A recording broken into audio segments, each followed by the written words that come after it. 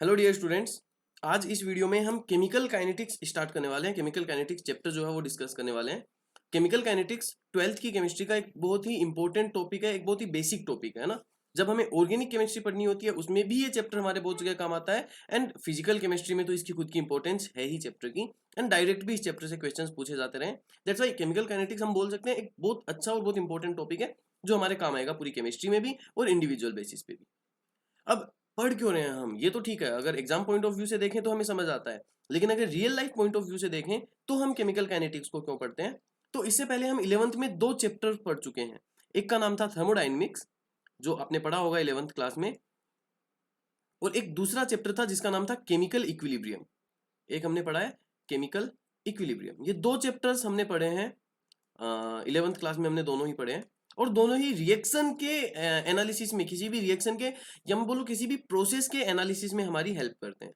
Thermodynamics हमें यह बताता है कि कोई रिएक्शन कब फिजिबल होगी या नहीं होगी। दैट मीन्स किसी भी प्रोसेस को होने के लिए टेम्परेचर, प्रेशर, ये सारी कंडीशंस जो रिक्वायर्ड है ये कैसी होनी चाहिए, कौन सा एनवायरमेंट है जिसमें थर्मोडायनेमिक्स हो पाएगी। हमने पढ़ा था ना, if delta G is lesser than zero then reaction हो पाएगी, देन प्रोसेस जो है वो स्पॉन्टेनियस होगी, अदरवाइज प्रोसेस स्पॉन्टेनियस नहीं होगी। तो ये हमें एक फिजिबल एनवायरमेंट बताता है थर्मोडायनेमिक्स रिएक्शन के होने या नहीं होने के लिए।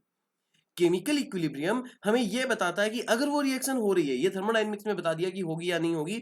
केमिकल इक्विलिब्रियम हमें यह बताता था कि अगर वो रिएक्शन हो रही है तो उस केस में हमें उसकी परसेंटेज यील्ड कितनी मिलेगी, कितनी वो फॉरवर्ड डायरेक्शन में मूव कर सकती है, कितना परसेंट रिएक्टेंट जो है वो प्रोडक्ट में कन्वर्ट हो सकता है इन दीज सर्कमस्टेंसेज।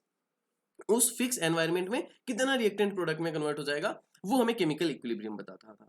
लेकिन अब इन दोनों चैप्टर्स के साथ ही किसी प्रोसेस को एनालाइज करने में केमिकल काइनेटिक्स की यूटिलिटी भी उतनी ही हो जाती है। केमिकल काइनेटिक्स की यूटिलिटी उतनी क्यों हो जाती है? क्योंकि केमिकल काइनेटिक्स हमें यह बताएगी कि ठीक है, रिएक्शन हो रही है या नहीं हो रही ये हमें पता चल गया, रिएक्शन कितने परसेंट कंप्लीट हो पाएगी ये हमें पता चल गया, लेकिन वो रिएक्शन कितने टाइम में कंप्लीट हो पाएगी, किस स्पीड से कंप्लीट हो पाएगी, किस रेट से रिएक्शन फॉरवर्ड मूव कर पाएगी, वो हमें कौन बताएगा? केमिकल काइनेटिक्स बताएगी। केमिकल काइनेटिक्स हमें रेट ऑफ रिएक्शन, किसी भी रिएक्शन की रेट, या फिर मैं बोल सकता हूं time, time taken in that reaction, उस चीज का हमें कंप्लीट आइडिया केमिकल काइनेटिक्स देती है। तो किसी भी रिएक्शन को, किसी भी प्रोसेस को पूरा एनालाइज करना है, देन थर्मोडायनेमिक्स केमिकल इक्विलिब्रियम के साथ ही केमिकल काइनेटिक्स भी उतना ही जरूरी है। केमिकल काइनेटिक्स भी हमें आइडिया होना चाहिए, तभी हम किसी प्रोसेस को अच्छे से आइडेंटिफाई या उसके साथ डील कर सकते हैं। So chemical kinetics basically start ही यहां से होता है कि रेट ऑफ रिएक्शन हमें ये बताता क्या है, रेट ऑफ रिएक्शन बताता है। तो इसके लिए मैं बोल सकता हूं कि chemical kinetics is the study of rate of reaction and the effect of temperature, pressure and other factors on the rate of reaction. है ना, थ्योरी लिखने की जरूरत नहीं है, कोई काम नहीं आती हमारे, बस याद रखो ये कि ये चैप्टर हमारे रेट ऑफ रिएक्शन को पढ़ने के काम आएगा, और इस रेट को अलग अलग चीजें कैसे अफेक्ट कर सकती हैं वो चीजें हम देखेंगे अलग अलग टाइप की रिएक्शंस के लिए, और इन्हीं में हमारा चैप्टर खत्म भी हो जाएगा। तो स्टार्ट करते हैं हम इस चैप्टर को इसकी पहली डेफिनेशन के साथ, that is rate of reaction. इससे स्टार्ट करते हैं, रेट ऑफ रिएक्शन से, कि रेट ऑफ रिएक्शन होती क्या है ना। हम बात कर रहे हैं अभी कि हमें ये रेट ऑफ रिएक्शन के बारे में आइडिया देगा। अभी हमने बोला ना कि केमिकल काइनेटिक्स क्यों पढ़ रहे हैं, क्योंकि हमें रेट ऑफ रिएक्शन के बारे में आइडिया देगा। तो पहले, सबसे पहले जानना जरूरी है कि रेट ऑफ रिएक्शन होती क्या है।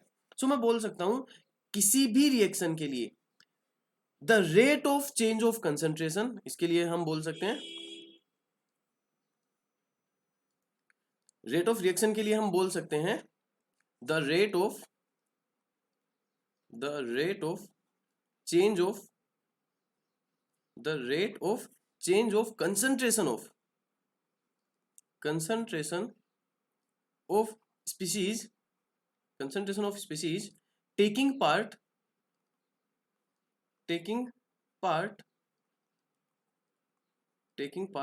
in a reaction। वैसे तो मैंने रेट बोल दिया है, फिर भी मैं एक बार बोल देता हूं, with respect to time. This WRT is with respect to time. Rate का मतलब वैसे विद रेस्पेक्ट टू टाइम ही होता है चेंज, पर फिर भी ठीक है, थोड़ा और स्पेसिफाई कर देते हैं उसको।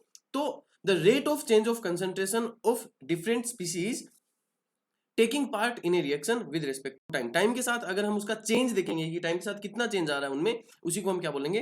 रेट ऑफ रिएक्शन बोलेंगे। तो क्या मैं बोल सकता हूं कि ROR का अगर हम फॉर्मूला लिखने जाएं, अगर हम इसके लिए फॉर्मूला लिखने जाएं तो क्या मैं ये बोल सकता हूं कि फॉर्मूला जो होगा हमारे पास वो हो जाएगा R O R equals to change in concentration of, concentration को मैं ऐसे लिख रहा हूं, change in concentration of reactant और प्रोडक्ट, क्योंकि दो ही तो होते हैं ना रिएक्शन में, स्पीसीज जो होंगे वो या तो रिएक्टेंट होंगे या प्रोडक्ट होंगे। सर कैटलिस्ट भी होगा, कैटलिस्ट भी उसमें एक तरह से बात करेंगे हम उसके, कैटलिस्ट होगा तो क्या होगा, अभी के लिए रिएक्टेंट एंड प्रोडक्ट याद रखो। Change in concentration of reactant और प्रोडक्ट, और किसके साथ, वो चेंज को किसके साथ हम एनालाइज करेंगे, with respect to time. Time के साथ अगर हम एनालाइज करें कि कितना चेंज आ रहा है कंसंट्रेशन ऑफ रिएक्टेंट और प्रोडक्ट में, वो हमारे पास आर हो जाएगा। बस इसमें आपको एक चीज ध्यान रखने की जरूरत है कि अगर आप उस चेंज को एनालाइज करेंगे तो जैसे जैसे रिएक्शन फॉरवर्ड मूव कर रही होगी वैसे वैसे रिएक्टेंट की कंसंट्रेशन जो है वो डिक्रीज हो रही होगी, रिएक्टेंट की कंसंट्रेशन डिक्रीज होगी, वाइल प्रोडक्ट की कंसंट्रेशन इंक्रीज होगी। तो दोनों में चेंज जो आएगा वो क्या सेम आएगा, सेम आएगा। मैग्नीट्यूड की हम अभी बात नहीं कर रहे, लेकिन अगर मैं साइन की बात करूं तो भी सेम नहीं आएगा, क्योंकि रिएक्टेंट में जो चेंज होगा वो हमेशा नेगेटिव होगा, वाइल प्रोडक्ट में जो चेंज होगा वो हमेशा पॉजिटिव होगा। जबकि हमें पता है कि रेट कभी नेगेटिव नहीं हो सकती, रेट हमेशा पॉजिटिव होती है। तो अगर आपको रेट को चेंज के साथ रिलेट करना है तो आपको यहाँ पे साइन प्लस माइनस यूज करना पड़ेगा, कि अगर यहाँ प्रोडक्ट की बात चल रही है तो साइन प्लस रहेगा, लेकिन अगर यहाँ पे रिएक्टेंट हम लिख रहे हैं तो साइन माइनस रहेगा। माइनस क्यों रहेगा, क्योंकि रिएक्टेंट में जो चेंज होता है कंसंट्रेशन में वो नेगेटिव होता है और रेट पॉजिटिव होती है, तो उसको पॉजिटिव बनाने के लिए हमें माइनस से उसको मल्टीप्लाई करना पड़ेगा। अगर हम इसको नोटेशंस की फॉर्म में लिखें तो आर हो जाएगा प्लस माइनस, कंसंट्रेशन को मैं डेल्टा सी लिख रहा हूँ, change in concentration divided by time, उस जो भी टाइम टेकन है उस चेंज में, उस टाइम से अगर डिवाइड कर दिया हमने चेंज इन कंसंट्रेशन को तो आर आ जाएगी, लेकिन प्लस या माइनस से मल्टीप्लाई करना पड़ेगा। प्रोडक्ट है तो प्लस, याद रखना प्रोडक्ट है तो प्लस, रिएक्टेंट है तो माइनस, ये हो गया आर। रेट हो गई बेसिकली रेट ऑफ रिएक्शन। अब रेट की बात हम यहां तक कर चुके हैं, तो आगे बढ़ने से पहले, रिएक्शन को और एनालाइज करने से पहले, रेट के बेसिस पे रिएक्शंस कितने टाइप की हो सकती हैं वो हम एक बार जरूर पढ़ लेते हैं, वो हमें कई बार काम में लेना पड़ सकता है। तो नेक्स्ट टॉपिक एक बार छोटा सा एक टॉपिक डिस्कस कर लेते हैं हम, types of reactions, types of reactions. और ये टाइप्स हम किसके बेसिस पे देख रहे हैं, on the basis of rate, on the basis of rate. Rate के बेसिस पे रिएक्शंस कितने टाइप की हो सकती हैं वो हम एक बार देख लेते हैं जल्दी से, क्या क्या हो सकता है। तो बेसिकली रेट के बेसिस पे जब भी आप देखोगे, स्पीड के बेसिस पे कि कितनी स्पीड से या कितनी फास्ट या स्लो एक रिएक्शन मूव कर रही है, तो रिएक्शंस को हम तीन टाइप में डिफरेंशिएट कर सकते हैं, कैटेगराइज कर सकते हैं। पहली होती है वेरी फास्ट रिएक्शन। पहले हम कौन सी लिख सकते हैं, very fast reaction, sorry it is very fast reaction. Very fast reaction क्या होती है, देखो कुछ रिएक्शंस ऐसी होती हैं हमारे पास दुनिया में जो फ्रैक्शंस ऑफ सेकंड में कंप्लीट हो जाती है। जस्ट हमने रिएक्टेंट्स को इन्वॉल्व किया, फ्रैक्शन ऑफ सेकंड में रिएक्शन कंप्लीट हो गई। तो ऐसी रिएक्शन जो फ्रैक्शन ऑफ सेकंड में कंप्लीट हो जाए उस रिएक्शन को हम क्या बोलेंगे, वेरी फास्ट रिएक्शन बोलेंगे। ठीक है, थ्योरी ज्यादा लिखने की हमें जरूरत नहीं है, हम एक लाइन में इसको लिख सकते हैं।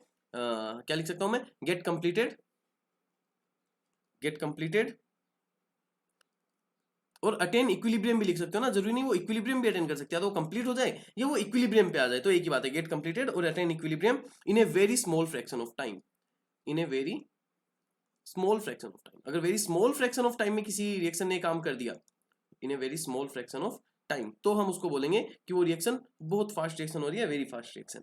इसमें अगर आप ग्राफ बनाना चाहोगे, अगर आप ग्राफ बना के देखना चाहोगे ऐसी रिएक्शंस के लिए, तो अगर हम टाइम को अगर हम सेकेंड्स में लें और अगर हम इधर ले लें रिएक्टेंट की कंसंट्रेशन, तो रिएक्टेंट की कंसंट्रेशन ले रहा हूं तो टाइम के साथ डिक्रीज होगी, है ना, और टाइम को हमने लिया है सेकंड्स में, तो ये डिक्रीमेंट आपको कुछ ऐसा देखने को मिलेगा, एकदम फास्ट डिक्रीमेंट होगा, है ना, फ्रैक्शन ऑफ सेकंड में रिएक्शन कंप्लीट हो रही होगी, तो ये हमें कुछ ऐसा देखने को मिलेगा, बहुत हाई स्लोप, मतलब एकदम ज्यादा स्लोप मिलेगी हमें इस ग्राफ की, अगर आप चेक करोगे तो क्या ऐसी रिएक्शन हमारे लिए बहुत ज्यादा यूजफुल होने वाली है, नहीं होने वाली, नॉट यूजफुल फॉर अस। क्यों यूजफुल नहीं है, क्योंकि इनकी रेट डिटरमाइन करना हमारे लिए आसान नहीं है। जो रिएक्शन इतनी जल्दी कंप्लीट हो रही है उसकी रेट अगर आप चेक करोगे तो वो जस्ट हम उतना मैं बोल सकता हूँ एग्जैक्टली हम उसको कैलकुलेट कर नहीं पाएंगे, क्योंकि रिएक्शन बहुत कम फ्रैक्शन ऑफ टाइम में ही कंप्लीट हो जाती है।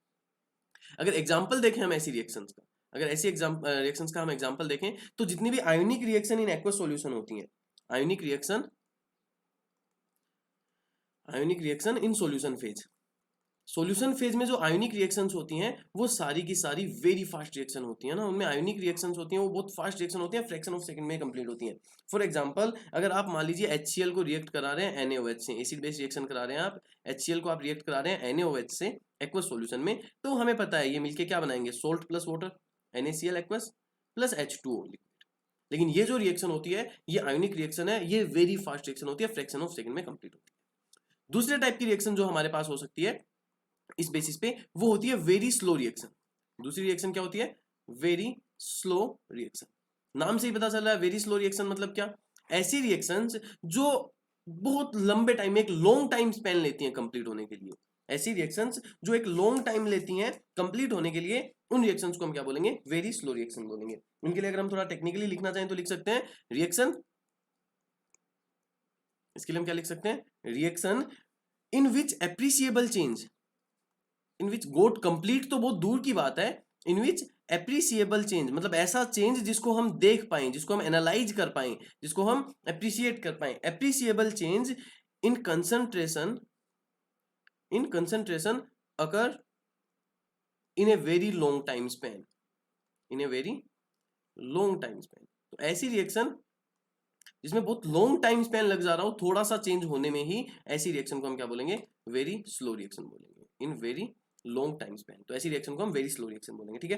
अब अगर मैं एक मान लो एक फाइनाइट टाइम में चेक कर रहा हूं ना, एक मेजरेबल टाइम में चेक कर रहा हूं इसको, तो हमें जो चेंज इन कंसंट्रेशन मिलेगा वो ऑलमोस्ट नेग्लिजिबल मिलेगा। तो इसमें मैं लिख सकता हूं negligible, negligible change in concentration, negligible change in concentration in A measurable unit of time, in A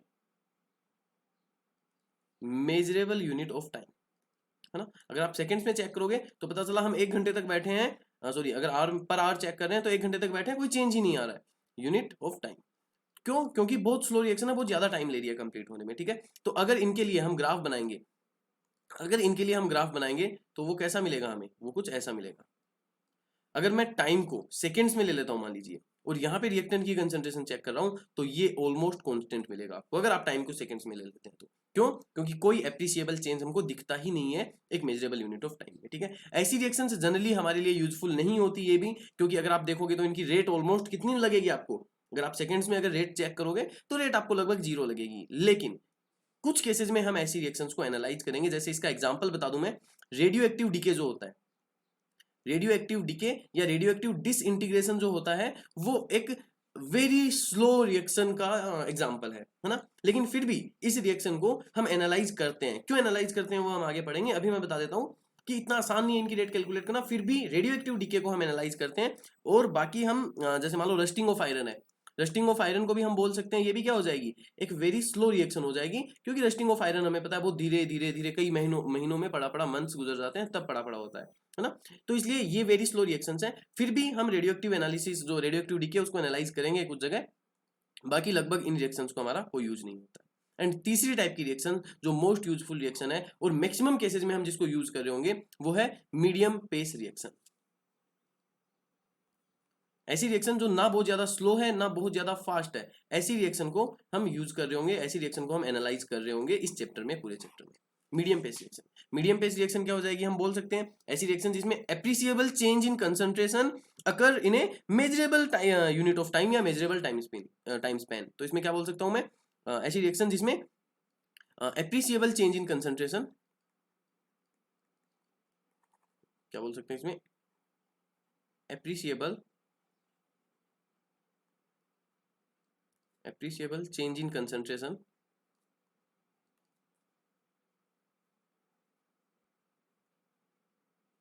appreciable change in concentration occur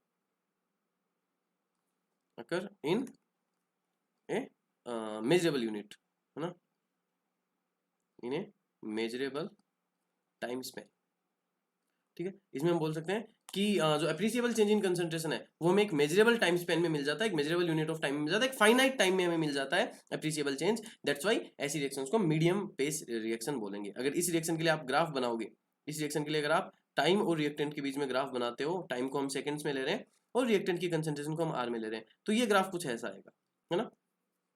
मैं तीनों ग्राफ एक साथ बना के दिखाता हूँ आपको।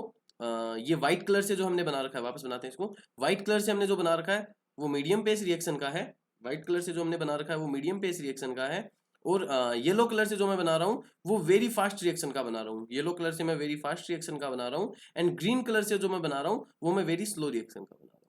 तो ऐसे ग्राफ आते हैं तीनों के। ये वेरी फास्ट रिएक्शन ऐसे चेंज होती है, वेरी स्लो रिएक्शन ऐसे चेंज होती है, और मीडियम पेस इन दोनों के बीच में कहीं एक फाइनाइट स्पीड से मूव कर रही होती है, एक मीडियम स्पीड से मूव कर रही होती है, फॉरवर्ड डायरेक्शन में चल रही होती है। अब ऐसी रिएक्शन जो जनरली मोलिकुलर रिएक्शंस होती हैं, जिनमें मॉलिक्यूल्स एक दूसरे से रिएक्ट करके दो मॉलिक्यूल एक मॉलिक्यूल में कन्वर्ट हो रहे हो, या एक मॉलिक्यूल दो मॉलिक्यूल में डिकम्पोज हो रहा हो, तो जो मॉलिक्यूलर रिएक्शंस होती हैं वो जनरली क्या होती हैं, मीडियम पेस रिएक्शन ही होती हैं। और जितनी भी मैक्सिमम रिएक्शंस को हम पढ़ेंगे वो सारी की सारी क्या होंगी, मीडियम पेस रिएक्शन होंगी। जैसे इन्वर्जन ऑफ शुगर है, जिसको हम बायोमोलिक्यूल में पढ़ेंगे, एक रिएक्शन इन्वर्जन ऑफ शुगर, वो भी क्या होती है, वो भी क्या होती है, अपने पास मीडियम पेस रिएक्शन होती है ना। इसको हाइड्रोलिसिस ऑफ सुक्रोज भी बोलते हैं, या फिर हाइड्रोलिसिस ऑफ एस्टर हो गया।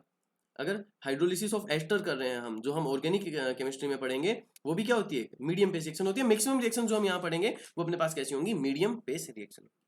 तो ये इसमें हमने एक ओवरव्यू ले लिया कि रेट ऑफ रिएक्शन क्या होती है, और रेट के बेसिस पे रिएक्शंस कितने टाइप की हो सकती हैं। देन हमने देखा कि जो मीडियम पेस रिएक्शन है, जो एक मीडियम पेस से चलती है, मीडियम रेट से चलती है, उसको हम एनालाइज कर सकते हैं, और फर्दर हम उसके बारे में बातें पता कर सकते हैं। तो कैसे पता कर सकते हैं, और क्या रेट को हम सिर्फ रेट ऑफ रिएक्शन के टर्म में ही रिप्रेजेंट कर सकते हैं, या कुछ और भी तरीके हैं रेट को कैलकुलेट करने के, और उनको हम कहाँ यूज कर सकते हैं, कैसे यूज कर सकते हैं, कैसे आगे फर्दर यूज हो सकते हैं, वो अब हम आगे डिस्कस करने वाले हैं।